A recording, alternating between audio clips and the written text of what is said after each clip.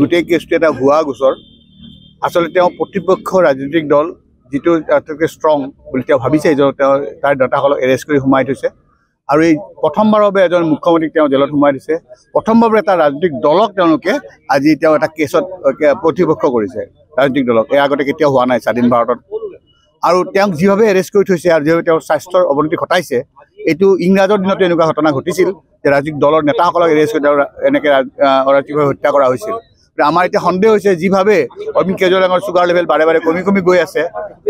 তেওঁ হয়তো হত্যাৰ ষড়যন্ত্ৰ চলোৱা হৈছে কাৰণ ব্লাড চুগাৰ লেভেল কমি যোৱাৰ লগে লগে তেওঁ যদি কমাত গুচি যাব লগা হয় তেওঁ ঘূৰাই অনাটো অসুবিধা হ'ব গতিকে এনেধৰণৰ কথা দেখি আমি এনেকুৱা ধৰণৰ ধাৰণা হৈছে তেওঁলোকে আজি অৰবিন্দ কেজৰিৱালৰ হত্যাৰ ষড়যন্ত্ৰ কৰিছে আৰু ইডিৰ কেছটো যি মুহূৰ্ততে PMLA কোৰ্ট আৰু সুপ্ৰিম কোৰ্টে যেতিয়াই তেওঁক ৰেহাই দিলে মানে জামিন দিলে সেই মুহূৰ্ততে জামিনৰ অৰ্ডাৰটো দুদিন পিছুৱাই থৈ CBIৰ এটা ভুৱা কেছ জপি দি আকৌ তেওঁক এৰেষ্ট কৰিলে আৰু CBI আজি তেওঁ অভিযোগ দাখিল কৰিছে অভিযোগত কি আছে এইটো কোৰ্টত বিচাৰ হ'ব তাৰপিছত দেখা যাব আৰু আমি নাভাবোঁ যে ন্যায়িকভাৱে যে তেওঁক যে এৰেষ্ট কৰি থ'ব পাৰে আমি এই কথাটো নাভাবোঁ কিন্তু আইনটো ইডি আইনটোত যিটো এটা মেৰপেচ এই মেৰপেচটোৰ কাৰণে আজি তেখেতসকলক অৰবিন্দ কেজৰিৱালক আদি কৰি আমাৰ নেতাসকলক এৰেষ্ট কৰি থ'ব পাৰিছে আৰু তেওঁলোকে কেতিয়াবাই মুক্ত হৈ গ'লহেঁতেন নাপালে নেকি ইডি এইখিনি বস্তু বিচাৰি নাপালে নেকি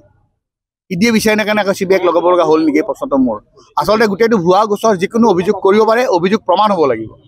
অভিযোগ প্ৰমাণ অবিহনে তেওঁলোকে কথাখিনি কৈ আছে অভিযোগ প্ৰমাণ কৰক কোনো এটা পইচাও তেওঁলোকে ক'তো পোৱা নাই কোনো পইচাৰ লিংক পোৱা নাই এটকাও ক'তো পোৱা নাই বিভিন্ন দূৰলৈকে তেওঁলোকে আজি হেৰি চলাইছিলে তালাচী চলাইছিলে ক'তো এক পইচাও পোৱা নাই কোনো ধৰণৰ কাগজ পত্ৰ সম্পত্তি কোনো হিচাপ পোৱা নাই পইচা গ'ল কৰে 1000 কোটি টকাটো আহি 500 হ'ল 3 হ'ল 200 হ'ল 50 হ'ল লাহে লাহে কমি আহি আছে কিয় ইয়াত আচলতে একেবাৰে ভুৱা গোচৰ টাইম ল'বৰ কাৰণে তেওঁলোকে এনেধৰণৰ ব্যৱস্থা কৰি আছে ইডি CBI যাতে মোদীৰ প্ৰতিপক্ষক তেওঁলোকে প্ৰতিহত কৰিব পাৰে ৰাজনৈতিকভাৱে নহয় হত্যা কৰি আৰু সেইটো কাৰণে তেওঁ তাত বন্দী কৰি থৈছে আৰু বিভিন্ন ধৰণৰ আজুৱাত লগাই তেওঁ যাতে যেনে তেনে জেলত ৰাখিব লাগে আৰু যেনে তেনে তেওঁৰ হাইপোগ্লাইচিমিয়া হৈ যদি তেওঁৰ মৃত্যুমুখত পৰে তেওঁলোকে আশা কৰি আছে ৰব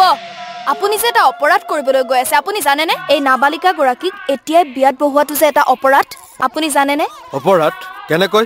মোৰ ছোৱালী মোৰ কথা তুমি যিয়েই নোকোৱা ভূঞা 18 বছৰৰ তলৰ যিকোনো কন্যা সন্তানৰ বিয়া দিলেই আইনগতভাৱে এক দণ্ডনীয় অপৰাধ বিয়া দিয়াজন যিমান দায়ী বিয়া পতাজনো সমানে দায়ী এতিয়া তাই পঢ়া শুনা কৰাৰ বয়স খেলা ধূলা কৰাৰ বয়স তাই খেলিবলৈ দিয়ক পঢ়িবলৈ দিয়ক আৰু চাব এদিন আপুনি তাইক লৈ গৌৰৱ অনুভৱ কৰিব পাৰিব এতিয়াই তাইক সংসাৰৰ বোজা দি তাইৰ ভৱিষ্যত জীৱনটো অন্ধকাৰ কৰাৰ অধিকাৰ তোমাৰ জানো আছে মোৰ ভুল হৈ গ'ল মাজনী মোক ক্ষমা কৰিবা শিক্ষা ল'ৰা ছোৱালী উভয়ৰে প্ৰাপ্য আৰু অধিকাৰ আপোনাৰ কন্যা সন্তানক তাইৰ এই প্ৰাপ্যৰ পৰা বঞ্চিত নকৰাব বাল্য বিবাহ ভাৰতীয় আইনৰ দ্বাৰা বিহিত এক দণ্ডনীয় অপৰাধ এনে অপৰাধ কৰি আপোনাৰ কন্যা সন্তানৰ ভৱিষ্যত অন্ধকাৰৰ মাজলৈ ঠেলি নিদিব